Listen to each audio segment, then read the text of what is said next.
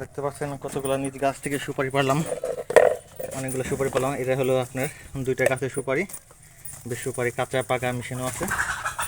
আর আমাদের সুপারি, যে আমাদের সুপারিওয়ালা সুপারি বলো সুপারি কি করে কে সুপারি ডাক পার দিমকে কে কোন এমনি পরে এক ঝাঁকা সুপারি পেলাম। সাথে আবার আলু আছে, দেখেন এই দেখতে পাচ্ছেন, এই যে এটাকে কি আলু বলে আপনারা জানাবেন না, অনেকে চিনে থাকবেন অনেকে চিনবেন না। এটা হলো আপনার বেল আলু, বেলের মতো দেখতে, এরকম কালার। বেল আলু খেতে খুবই খুবই সুস্বাদু, খুবই ভালো লাগে। জানি না আপনাদের কেমন লাগে সেটা জানাবেন, আমার কিন্তু অনেকটা ভালো লাগে।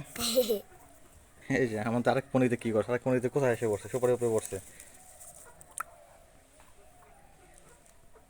পান খেতে কি লাগে, সুপারি লাগে না?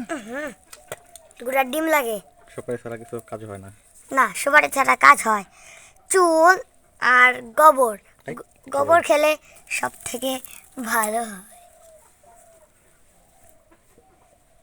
কত দিতে পড়ে গেল।